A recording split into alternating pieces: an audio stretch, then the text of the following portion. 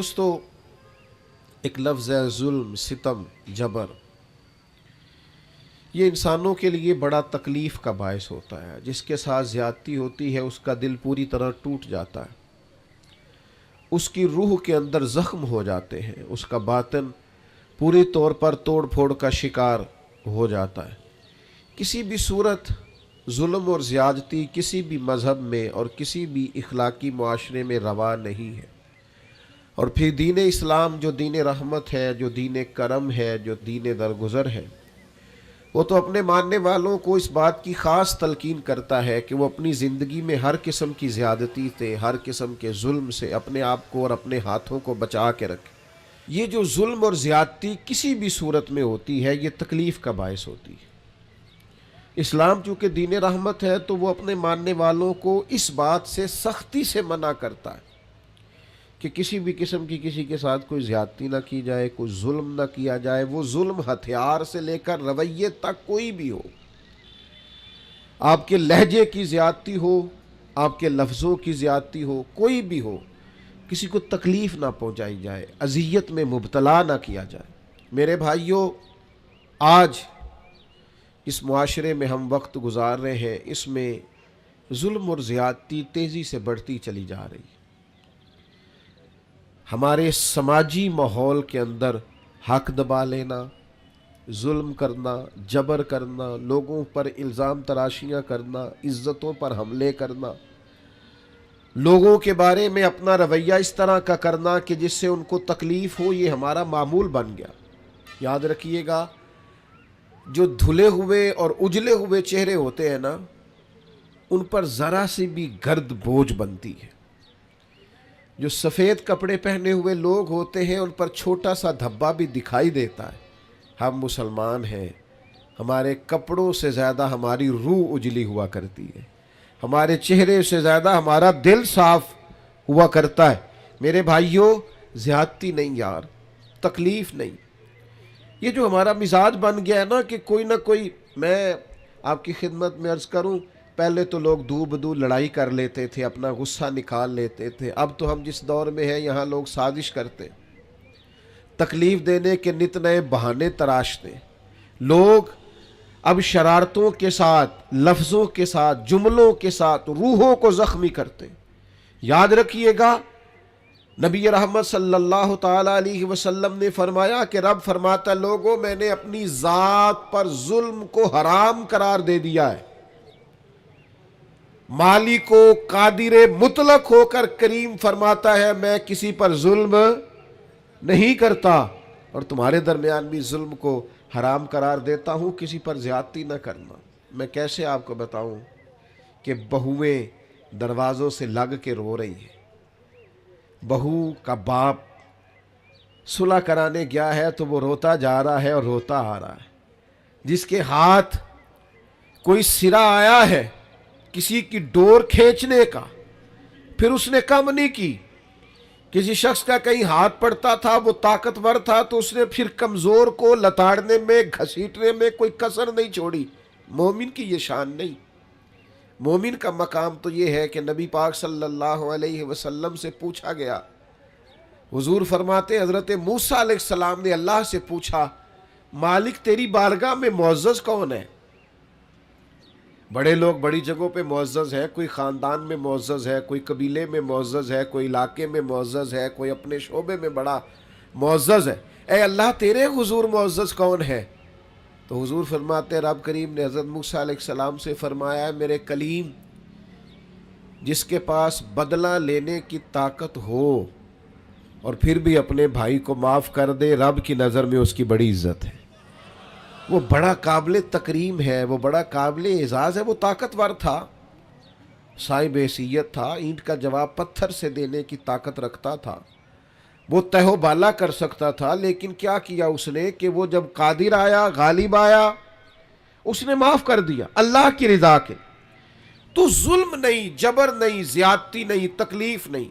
اور اگر کوئی ظلم کر رہا ہے تو وہ یہ مت بھولے کہ اگر کسی کو پتہ نہیں ہے کہ میں زیادتی کر رہا ہوں، وہ گھر میں زیادتی کر رہا ہے یا دکاندار ہو کے گاہکوں سے زیادتی کر رہا ہے یا آفیسر ہو کر اپنے ماتحتوں سے زیادتی کر رہا ہے، یا سربراہ ہو کر کسی ادارے کا اس ادارے کے معاملات سے زیادتی کر رہا ہے، استاد ہے تو شاگردوں کے حق میں کسی قسم کی ناانصافی کا مظاہرہ کر رہا ہے، وہ کوئی بھی اگر وہ سمجھتا ہے کہ میں زیادتی کر رہا ہوں، ظلم کر رہا ہوں، اور یہ کہ کسی کو پتہ نہیں چل رہا، میری سازش بڑی کامیاب جا رہی ہے اور میں نے آنکھوں میں دھول جھونک رکھا ہے، تو اللہ کا قرآن بولا، فرمایا وَلَا تَحْسَبَنَّ اللَّهَ غَافِلًا عَمَّا يَعْمَلُ الظَّالِمُونَ، فرمایا اے سننے والے، ہرگز اللہ کو ان کاموں سے بے خبر نہ سمجھنا جو کام ظالم کر رہے ہیں، یہ گمان نہ کرنا کہ رب بے خبر ہے،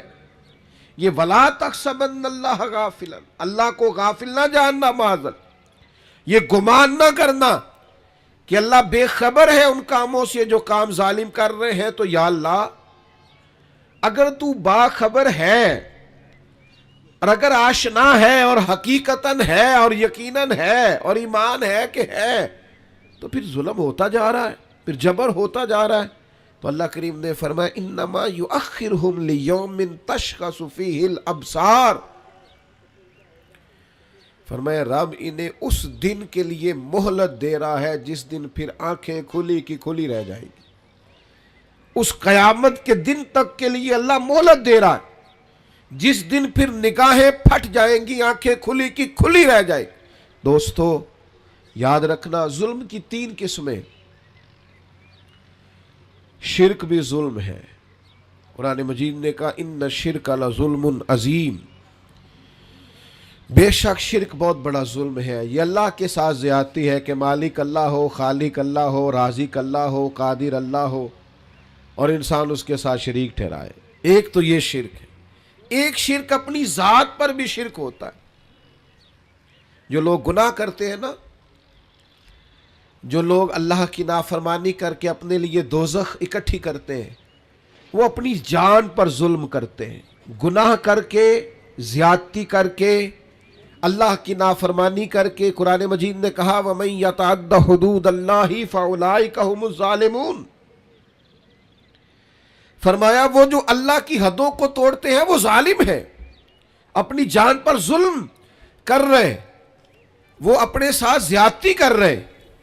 اور جو کسی پر ظلم کرے وَلَا تَحْسَبَنَّ اللَّهَ غَافِلًا عَمَّا يَعْمَلُ الظَّالِمُونَ، وہ یاد رکھے کہ اللہ بے خبر نہیں ہے، اللہ کو علم ہے، اللہ نے ڈھیل دے رکھی۔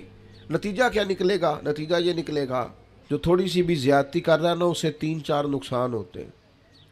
سب سے پہلا نقصان تو یہ ہوتا ہے کہ اللہ ظالموں کو پسند نہیں کرتا، تو جس کو رب پسند نہ کرے وہ پھر کسی کا پسندیدہ رہ سکتا، اس کی زندگی سکون قرار والی ہو سکتی۔ اگر کوئی ظالم ہے تو لا یحب الظالمین، اللہ ظالموں کو پسند، بڑا ظلم کر لے جس نے کرنا ہے، جتنی زیادتی کرنی ہے کر لے، لیکن اللہ کہتا ہے انہ لا یفلح الظالمون، ظالم کبھی کامیاب نہیں ہو سکتا۔ ہزاروں بچے قتل کرائے تھے فرعون نے، یذبحون ابناءکم ویستحیون نساءکم، وہ بچوں کو قتل کرا دیتا، عورتوں کو زندہ رکھتا کہ حضرت موسیٰ علیہ السلام پیدا نہ ہو۔ ایک الجھا ہوا خواب دیکھ کر اس نے اتنے بچے ذبح کرائے اور معاذ اللہ خدا کہلوایا، مطلق، کوئی اس کو پوچھنے والا نہ تھا، لیکن رب کیا کہتا ہے وَأَغْرَقْنَا آلَ فِرْعَوْنَ، ہم نے فرعون کو بھی غرق کر دیا اور فرعون والوں کو بھی غرق ہی ہوا ہے۔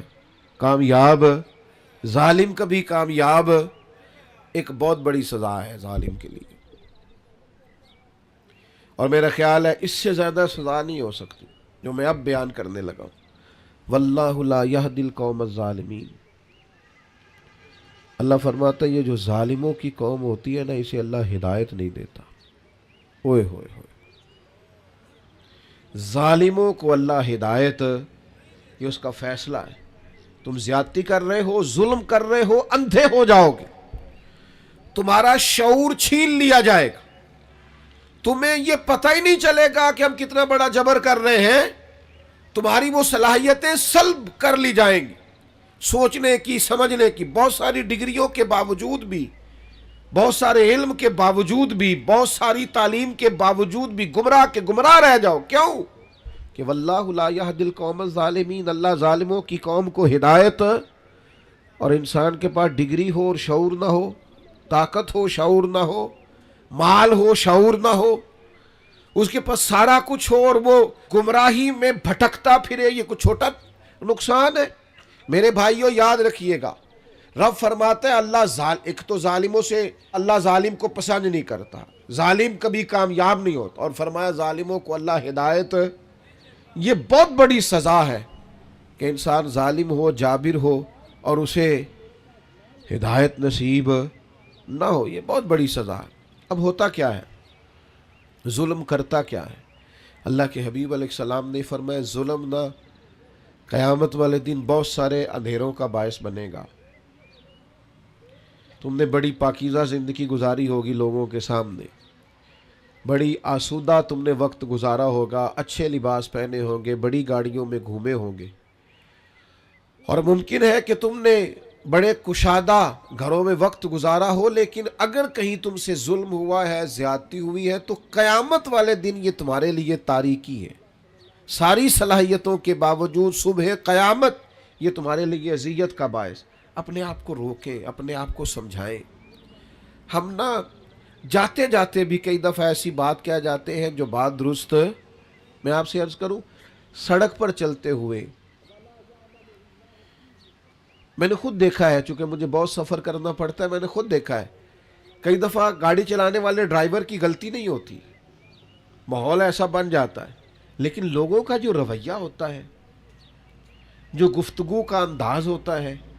تو عرض یہ کرنا چاہتا ہوں کہ ایسا نہ سمجھیں کہ صرف امیر ہی زیادتی کر رہا ہے. کہیں کہیں وہ شخص بھی جس نے ذمہ داری لی ہے، لوگوں کی چھتیں نہیں گر جاتی، لینٹر نہیں گر جاتے. کس کی زیادتی؟ کام کرنے والے کی.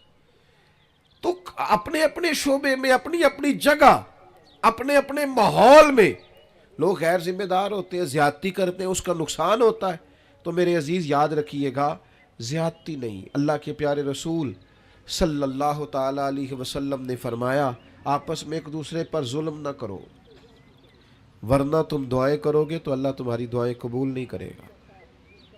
تم بارشیں مانگو گے، اللہ تمہیں بارشیں نہیں دے گا. تم اللہ سے مدد مانگو گے لیکن تمہاری مدد نہیں کی جائے گی. یاد رکھیے گا، اپنی زندگی میں کوشش کریں، ہم امیر ہیں یا غریب ہیں، ہم باپ ہیں، استاد ہیں، عالم ہیں، آفیسر ہیں، سیاستدان ہیں، کچھ بھی ہیں، ہم سے کوئی زیادتی نہ ہو، کسی کو ہماری وجہ سے تکلیف نہ پہنچے. میں دوستوں سے کہا کرتا ہوں چلو اس طرح کرو، کسی کا بھلا نہیں کر سکتے نقصان ہی نہ کرو، فائدہ نہیں کر سکتے تو کسی کے ساتھ ظلم ہی نہ کرو، کسی کو دعا نہیں دے سکتے تو بد دعا ہی نہ دو. چلو ایسا کرو کہ اپنے وجود کو رکاوٹ ہی نہ بناؤ، کسی کے لیے آسانی پیدا کرنے کی صحیح کریں، مل جل کے کسی کا بھلا کرنے کی کوشش کریں، لوگوں کے لیے خیر جمع کرنے کا ارادہ کریں، کوشش کریں کس حد تک کسی کا بھلا ہو سکتا ہے. لیکن مظلوم جو ہے، جس پر زیادتی کی جا رہی، یاد رکھیے گا، سمجھ لیجئے گا کہ جس طرح لوگ کہتے ہیں نا فلانے آدمی کو کہ یہاں آگ ہے اس سے بچ، یہاں تیر برس رہے ہیں بچ جا، یہاں گولیاں چل رہی ہیں بچ جا. مظلوم کی بد دعا سے بھی اسی طرح بچنا چاہیے.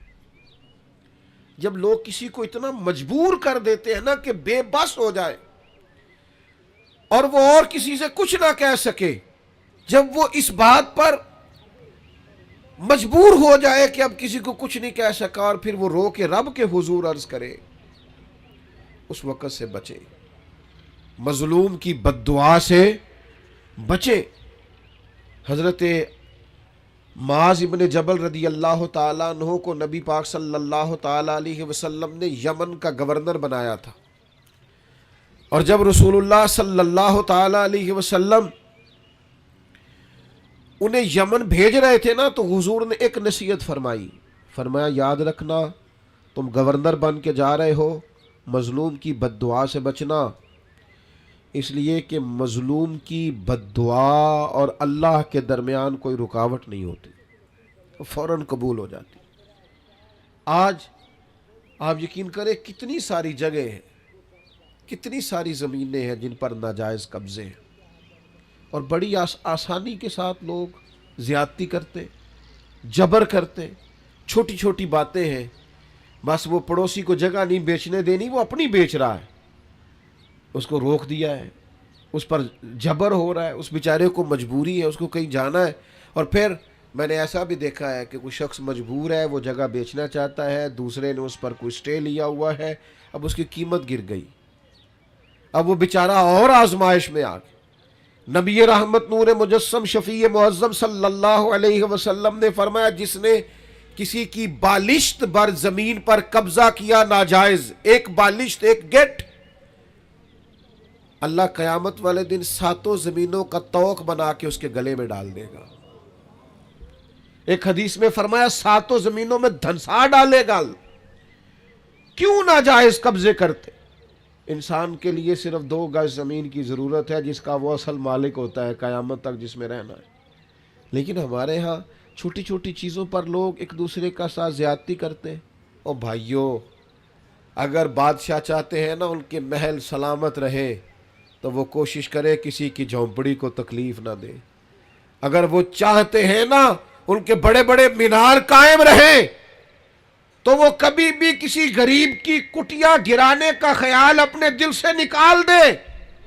اگرچہ تم بڑے بنگلوں میں بستے ہو، لیکن ہو سکتا ہے کسی غریب کی دعا کی برکت سے ہی اللہ نے تمہیں کشادہ گھر دے رکھا ہو سکتا ہے کسی مسکین نے جو تمہارے گھر سے لقمہ کھا کے تمہارے لیے ہاتھ اٹھائے ہو، اس کی برکت سے اللہ نے تمہیں یہ سعادت دے رکھی ہو۔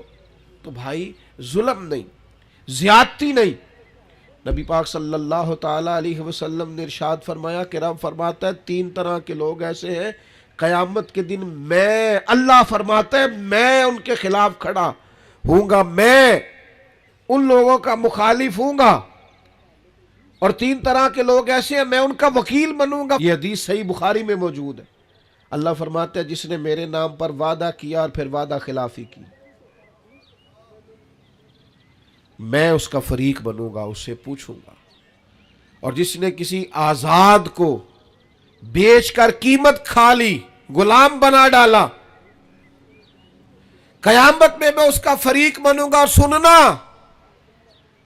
نبی کریم علیہ السلام نے فرمایا، صحیح بخاری میں موجود ہے، رب فرماتا ہے جس نے کسی کو مزدوری پہ رکھا پھر مزدور سے کام تو پورا لیا لیکن مزدوری نہ دی، اللہ فرماتا ہے میں قیامت میں اس کا فریق بنوں گا۔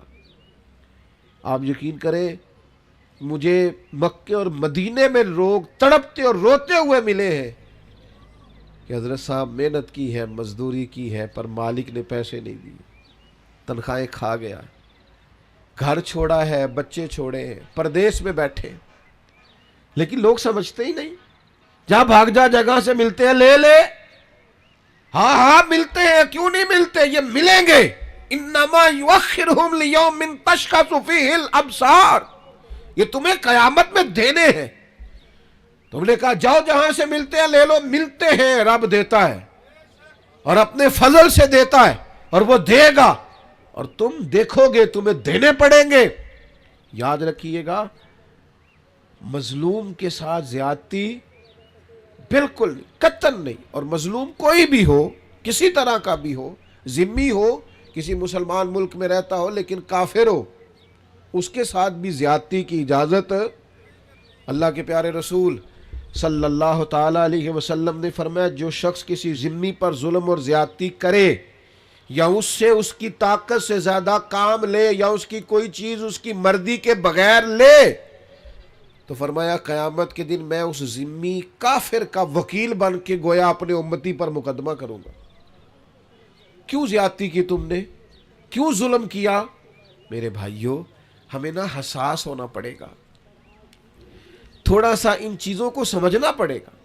ہمارے گھروں میں بڑی زیادتیاں ہوتی ہیں، ہم چپ رہتے ہیں، آپ نے ناراض نہیں ہونا، بعض جگہ پہ ساس زیادتی کر رہی ہوتی ہے، سسر صاحب اپنی عزت بچائے بیٹھے، یہ زیادتی ہو رہی ہے اور تیرے سامنے ہو رہی، اور تو اس لیے دانت دبائے بیٹھا ہے کہ تو اگر بولے گا تو پھر تیرے بارے میں بھی بات ہو جائے گی، اپنا دفاع کرتے کرتے ظلم کو دیکھتا جا رہا ہے۔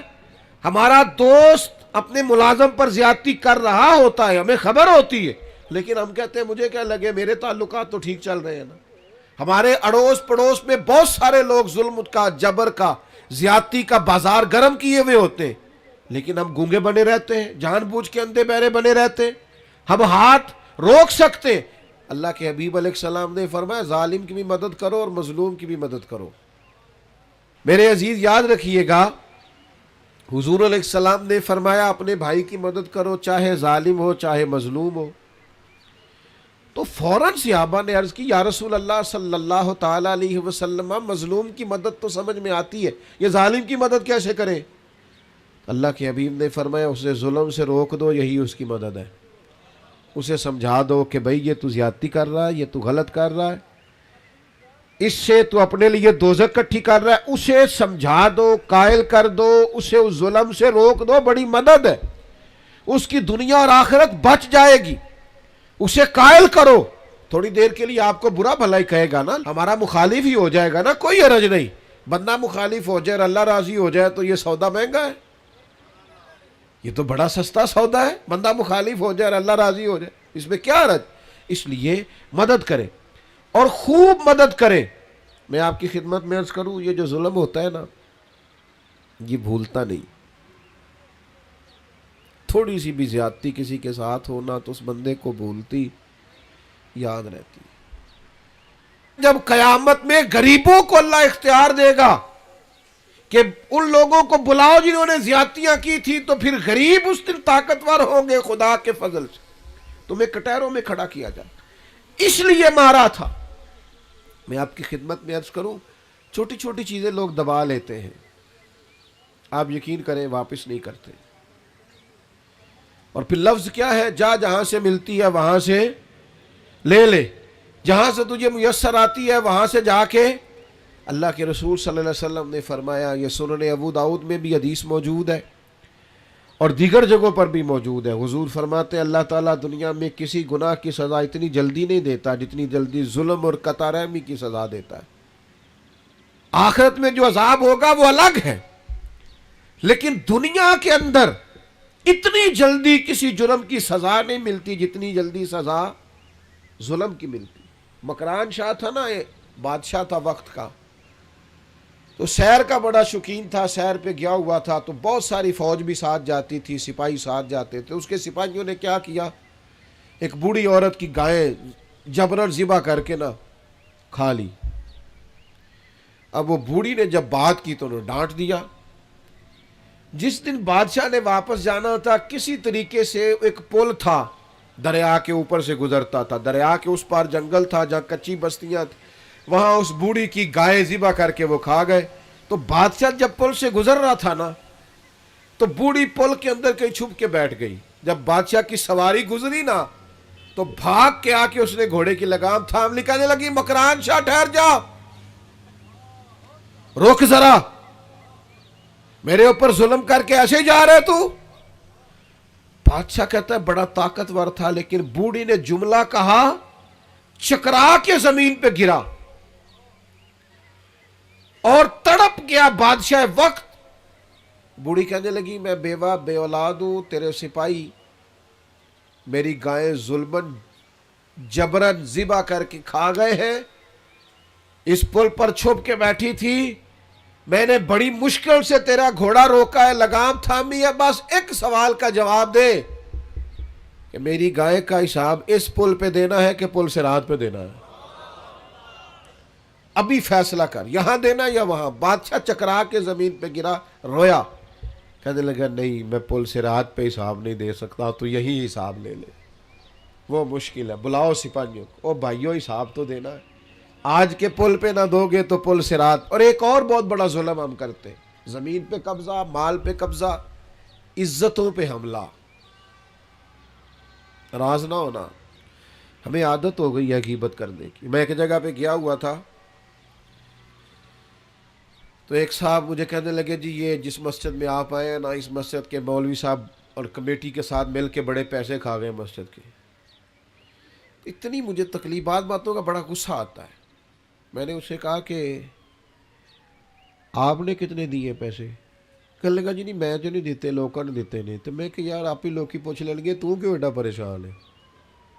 عجیب تیرا فلسفہ بھائی, تو ایک عالم دین کی عزت پر تو حملہ کر رہا ہے, تجھے پتہ ہی نہیں. لوگ سمجھتے نہیں, بڑے بڑے باعزت لوگوں کے بارے میں لوگ جملہ بول دیتے. مخلوق تو فنکار ہے اس درجہ کے پل بھر میں, سنگے در کعبہ سے بھی اسنام تراشے, اور تم کون ہو کیا چیز ہے داغے کبابی. لوگوں نے تو مریم پہ بھی الزام تراشے, حضرت مریم سلام اللہ علیہا پر بھی الزام لگا دی. لوگ باز ہی نہیں آتے. حضرت عمر کا زمانہ تھا, حضرت سعد بن ابی وقاص یہ 7ویں مسلمان ہیں اور نبی پاک علیہ السلام کے ماموں ہیں رشتے میں. عشرہ مبشرہ اور وہ بڑی لسٹیں جن میں بڑے بڑے بزرگ شامل ہوتے ہیں, سمجھ لیں اس لیول کے آدمی حضرت سعد بن ابی وقاص, اور ساری زندگی میدان میں گزاری. کوفے کا گورنر بنایا گیا تو پتہ لوگوں نے کیا شکایت لگا دی, ان کو تو جی نماز نہیں صحیح پڑھانی آتی. ہائے ہائے. حضرت سعد بن ابی وقاص سے جناب عمر نے پوچھا, اور یہ بخاری مسلم میں حدیث. آپ فرمانے لگے سعد لوگ یہ کہہ رہے ہیں. فرمایا مجھے اللہ کی قسم میں اس طرح نماز پڑھاتا ہوں جس طرح میں نے اپنے نبی سے سیکھی ہے. لوگ باز ہی نہیں آتے, دیکھتے نہیں بندہ کتنا بڑا ہے. تیری زبان جس کی بارے میں مرضی بات کر دیتی ہے.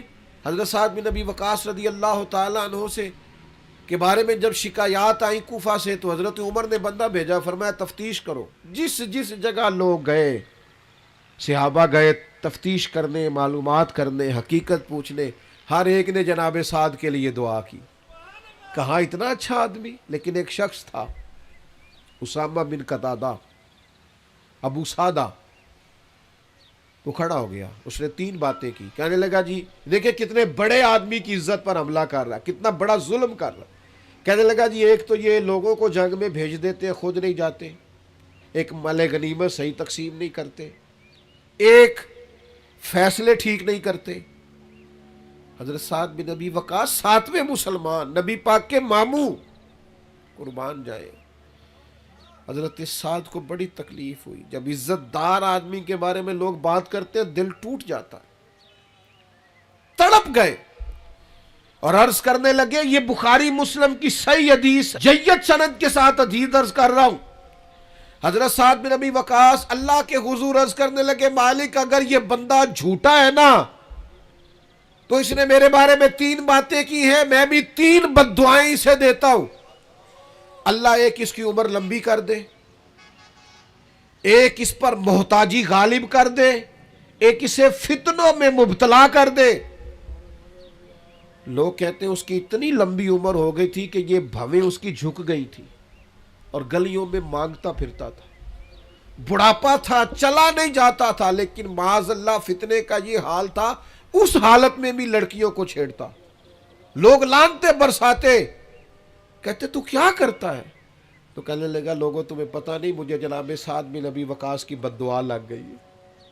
یہ بد دعائیں پیچھا کرتی ہیں, نیند میں سراغ کر دیتی ہیں. مجھے بے چینی رہتی ہے, بے قراری رہتی ہے, مجھے اضطراب رہتا ہے, مجھے گھر میں نیند نہیں آتی. اور غور کر, تو نے بد دعا تو نہیں لے لی کسی مظلوم کی. سوچ, کسی کو تکلیف تو نہیں دے بیٹھا, کسی کا مال تو نہیں دبا لیا, کسی کی عزت پر حملہ تو نہیں کیا. نبی اکرم صلی اللہ تعالی علیہ وسلم نے فرمایا, مسند احمد میں موجود ہے, فرمایا مظلوم کی آہ اللہ ضرور ضرور سنتا ہے. مظلوم کی, یہ یاد رکھنی ہے آپ نے حدیث, مظلوم کی بد دعا اللہ ضرور سنتا ہے. اگرچہ مظلوم فاسق فاجر ہو, اگرچہ مظلوم کافر ہو, اس کے کفر کا وبال اس پر, اس کے گناہ کا وبال اس پر, لیکن اگر کسی بندے نے اس پر ظلم کیا تو اللہ اس کی بات کو ضرور سنے. اور ہم تو عزت دار لوگوں کے بارے میں باز نہیں آتے, باوقار لوگوں کے بارے میں باز نہیں آتے. اولیاء اور صوفیاء کے بارے میں لوگوں کی زبانیں کھل گئی ہیں, لوگ بات سمجھتے نہیں کس کے بارے میں کیا کہہ رہے ہیں. میں آپ کو یقین کے ساتھ کہتا ہوں, پہلے ہم یہ کبھی سنا کرتے تھے اور یہ ہمارے تجربے تھے, باتیں گزری تو ہمیں سمجھ آئی, تجربے سے گزری تو سمجھ آئی کہ تلوار کے زخم بھر جاتے ہیں, زبان کے زخم بھرتے نہیں. او میرے دوستو، کسی کو کوئی تھپڑ مارتا ہے تو وہ درد چند لمحوں کے لیے ہے، لیکن کسی کو گالی دیتے ہو تو وہ زخم بھرتا۔ اور اگر اپنے کسی پیارے کے بارے میں بیٹھ کے کئی غیبت کرتے ہو نا، میں نے ایک دفعہ اپنے ایک دوست کے بارے میں اس کی غیر موجودگی میں کہا تھا، میں نے کہا یار ساری دنیا بات کر لیتی، تو نہ کرتا، تجھ سے شکوہ نہیں بے وفائی کا، پر تجھ سے امید بہت زیادہ تھی، تیرا تو پیار تھا، تیرا بنتا نہیں تھا، تجھے نہیں چاہیے تھا۔ اور پھر آپ ایک بات آپ کو بتاؤں، جن کے پاس بیٹھ کے ہم غیبتیں کرتے ہیں نا، یہ سگے نہیں ہوتے، یہ فوراً جا کے سناتے ہیں، اور آدھی بات آپ نے کی ہوتی ہے، باقی آدھی ان کے پاس ہوتی ہے، اور کچھ لوگوں کو چسکا لگا ہوتا ہے لوگوں کی عزتوں پہ ہاتھ ڈالنے کا، یہ کام کبھی نہ کریں، اور لوگ کر دیتے ہیں۔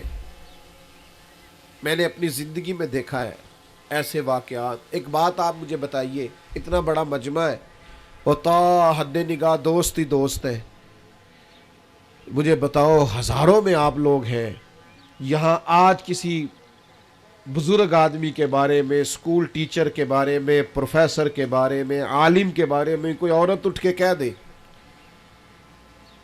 کہ اس نے میرے ساتھ 10 درازی کی ہے، تو لوگ تفصیل پوچھیں گے جا کے اس بندے سے کہ تو نے کیا کہ نہیں، کس کی مانی جاتی ہے؟ کوئی تفصیل ہی نہیں پوچھتا، کوئی کسی طرف جاتا ہی نہیں، کوئی وضاحت ہی نہیں لیتا، بات گھوم جاتی ہے۔ اور آپ میں 99 خوبیاں ہوں، اس کی تشہیر نہیں کرتے لوگ، لیکن ایک خامی ہو تو زیادتی کرتے، جگہ جگہ بات کو گھماتے، اور باتوں کا وجود نہیں ہوتا، وہ باتیں عام کر دیتے۔ حضرت سعید بن زید عشرہ مبشرہ سے آبی ہے، حضرت عمر کے بہنوئی ہیں، یہ وہی حضرت سعید بن زید ہے جن کو حضرت عمر نے بڑا مارا تھا کلمہ پڑھنے پر، پھر انہوں نے کہا کیا تجھے بھی لے جائے، صحیح حدیث میں موجود ہے بخاری مسلم میں۔ حضرت سعید بن زید پر ایک عورت نے الزام لگا دیا، آئے ہائے، عزت دار آدمی مر جاتا ہے جب کوئی اس طرح کا معاملہ کرتا ہے، اس کا وجود کاٹ دیا جائے تو اتنی تکلیف نہیں ہوتی، لیکن اگر کوئی اس طرح اٹھ کے کہہ دے، کس کو بندہ وضاحتیں دیتا پھرے، یہ مشکل ہو جاتا ہے۔ اتنا ظلم ایک عورت نے، اور عشرہ مبشرہ صحابی جن کی زندگی اتنی محفوظ ہے کہ نبی پاک نے انہیں دنیا میں رہتے ہوئے جنت کی بشارت دے دی۔ میں اکثر دیندار لوگوں سے کہتا ہوں، مجھے کوئی دوست کہتا نا فلانا باتیں کرتا ہے فلاں عالم کے بارے میں یا فلاں بزرگ کے بارے میں، تو میں کہتا ہوں لوگوں نے تو نبیوں کو معاذ اللہ اور صحابہ کو معافی نہیں دی، تم کون ہو؟ باتیں ہیں کرنے دو۔ حضرت سعید بن زید پر الزام لگا دیا، اور الزام کیا لگایا؟ اس نے میری زمین پر قبضہ کر لیا۔ مدینے کا حاکم تھا مروان کے سامنے الزام لگا دیا۔ حضرت سعید بن زید حاکم کے پاس تشریف لائے، حاکم کہنے لگا یہ خاتون الزام لگاتی ہے کہ آپ نے اس کی زمین پر قبضہ کیا ہے۔ حضرت سعید بن زید کہنے لگے میں نے اپنے نبی سے سنا ہے، جو کسی کی ایک بالشت زمین پر قبضہ کرے گا 7 زمینوں کا توق اس کے گلے میں ڈالا جائے گا، یہ حدیث سن کر بھی میں یہ کام کروں گا؟ کہا عورت کہہ رہی ہے میں اس حدیث کو سننے کے بعد آپ سے کوئی وضاحت نہیں مانگتا۔ حاکم نے تو بات ختم کر دی، لیکن وہ عورت مختلف جگہوں پہ الزام لگاتی رہی، میری زمین پہ قبضہ کر لیا، یہ کر لیا، وہ کر لیا۔ دل ٹوٹ گیا حضرت سعید بن زید کا، تکلیف میں آ گئے، اور پھر تڑپ کے ہاتھ اٹھائے، مظلوم تھے نا، کہنے لگے اللہ اگر یہ عورت جھوٹی ہے اتنی دیر تک اسے موت نہ دینا جب تک یہ اندھی نہ ہو جائے، اور اسے اس کی زمین میں ہی مارنا، اس کی زمین میں اس کی قبر بنانا۔ اتنے عزت دار آدمی پہ ظلم کیا، الزام لگا دیا، عزت پہ ہاتھ ڈال دیا۔ لوگ کہتے ہیں پھر وہ عورت اندھی ہوئی، پھر وہ دیواروں کو ٹٹول ٹٹول کے ہاتھ رکھ رکھ کے چلتی تھی۔ لوگ کہتے تھے کیا ہو گیا آنکھوں کو؟ کہتی تھی سعید بن زید کی بد دعا لگ گئی، یہ دعا لگ گئی ہے مجھے ان کی۔ ٹٹول ٹٹول کے گھومتی تھی، اس کی اپنی زمین میں کنواں تھا، ایک دن اپنے ہی زمین میں اپنے ہی کنویں میں گر کے مر گئی۔ حضرت سعید بن زید کی وہ بد دعا جو اس کی تھی آپ نے وہ پوری ہوئی۔ دوستو کسی کو اتنا نہ ستائے کہ وہ ہماری شکایت رب کے حضور کر دے۔ اپنے آپ کو سمجھائیں، اپنے آپ کو نرم کریں، اپنی طبیعت پر ان باتوں کا اثر کریں کہ ہمیں کسی کے ساتھ کسی قسم کی کوئی زیادتی، نہ کسی کا مال، نہ کسی کی زمین، نہ کسی کی عزت، نہ اور کسی طرح بھی کسی کے ساتھ کوئی ظلم کرنا